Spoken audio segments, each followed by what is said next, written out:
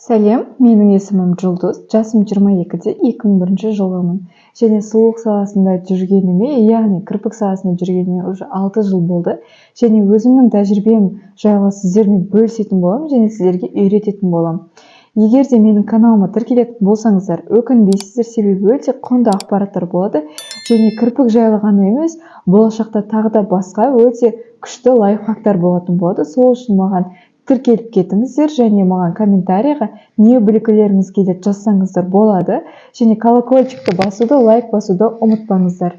Сары қыздарға қара кірпік жараспайды. Ондай жағдайда біз не жасаймыз? Сары қыздардың қастары, шаштары, кірпіктері основном қоңыр цветте болады. Ондай жағдайда біз кірпіктің только түсін ғана өзгертетін боламыз. Яғни қоңыр кірпікке өзгертетін боламыз.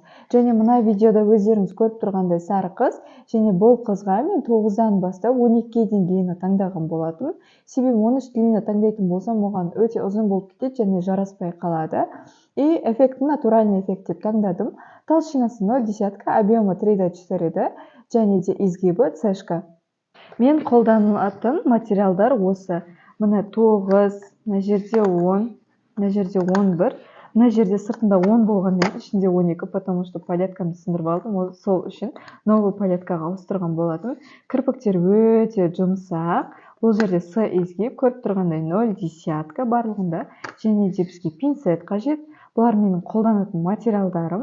Мына пинцетпен мен постоянно қолданамын. Қолданып келатқаныма 6 жыл болды. Және расческа обязательно керек, себебі кірпікті біз постоянно тарап тұруымыз керек. Және мына клей, осы Ромео клеймен қолданамын. Және менің қолданатын колечком осындай ортасы бөлінген колечко.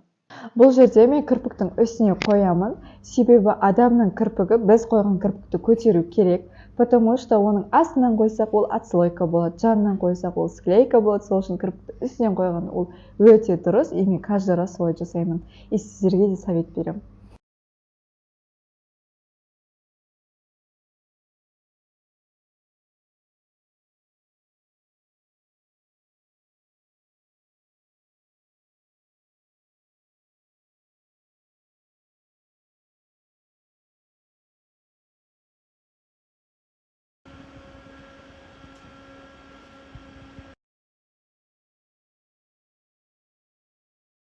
Бүгінгі айтылған ақпараттар егер де сіздерге ұнаған болса, маған тіркелуді ұмытпаңыздар, себебі бұдан да кейін өте құнды ақпараттар болатын болады. Және колокольчикті басуды, лайк басуды ұмытпаңыздар. Және де комментарийға не білгілеріңіз келеді, соны жазсаңыздар, мен сіздерге міндетті түрде жауап беретін боламын. Және де менің арманым бар, 10 подписчик жинау. Және сол арманыма сіздер мені поддержать ететін болсаңыздар, мен өте қатты қуанышты болатын едім. Және рахмет айтар едім.